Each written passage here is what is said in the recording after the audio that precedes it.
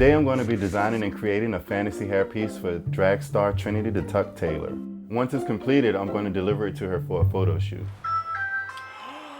In my wigs, nothing is off limits. I've used chicken wire, Mod Podge, Gorilla Glue, floor shellac.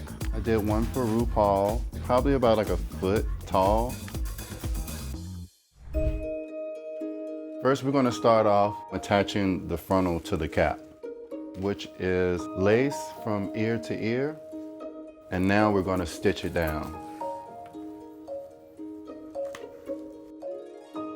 We're going to remove the excess lace because we want to make sure this lays clean around her ears, and stitch in the hair for the back. I'm doing a loop stitch. So we're going to remove some of this hair.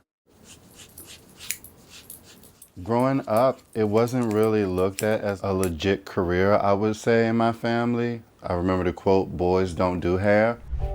I feel like in my parents' eyes, they wanted like this athlete, something like that kind of stature, and it just wasn't me. You know, my mom was like, if you're gay, you get AIDS and you go to hell. That's just the misconception that I think a lot of people had back then.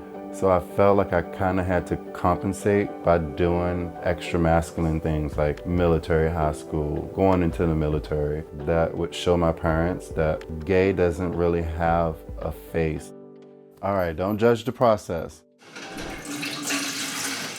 I like steaming my wig in the pot because I want to make sure that each curl gets penetrated evenly with the steam.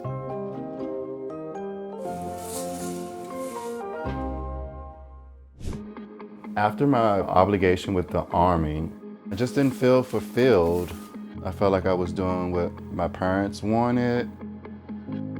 I decided to follow my passion.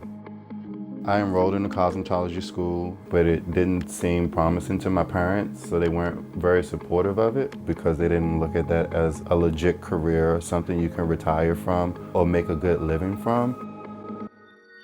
And now we're gonna attach the hair for the rest of it.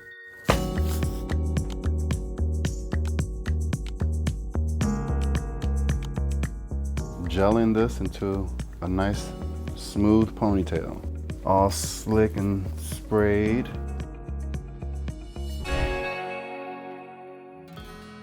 So right now I'm just zip tie securing this ponytail. All of this is extra, so we're just gonna remove this. And now we're gonna go attach our money gun. Soldering iron to remove the handle. I felt that I had to not just be your behind the chair stylist, but I had to take it to the next level, some type of world renown. Like, even if you don't know who I am, you've seen my work. That's what I like about fantasy hair, is there's kind of like no rules and there's no right and wrongs. As long as it works, that's all that matters. Little Gorilla Glue to adhere my cotton.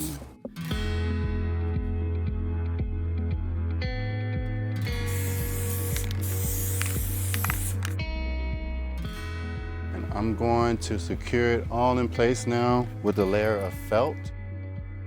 Fantasy hair would be something that you would never wear for an everyday event. It's just a work of art that's actually on someone's head. It doesn't even have to be super crazy because everybody's fantasies are different. A straight jet black wig, and to you and me that might be basic, but that could be someone's fantasy.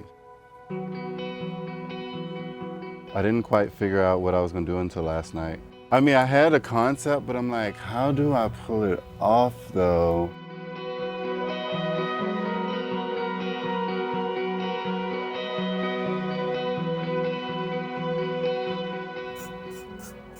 I was on the phone with my mom and a commercial came on TV that I had done the hair for. Got her to change it to the channel. I think that was kind of an eye-opening moment for her. I think she realized this was my passion. To be where I'm at now and have my parents' full support and all of that is amazing. I'm gonna start adding the decor and hiding our electrical cord. We have some gold bows, diamonds, gold trimming, pearl accents, and then of course, $100 bills. Time to deliver this piece to Trinity for her photo shoot.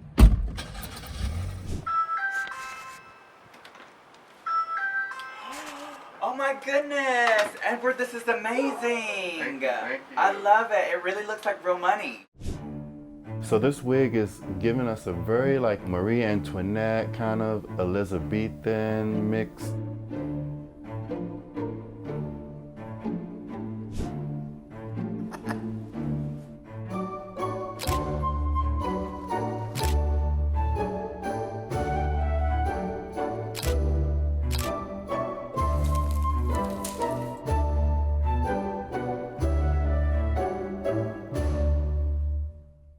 Ever since I could remember, I've always been fascinated by hair. I was obsessed with a mop. What do you mean a mop? Or all the strands being the same level. Well, when this mop is turned upside down, it gets layers and it's not straight across anymore. So I played around with it and pretended it was hair.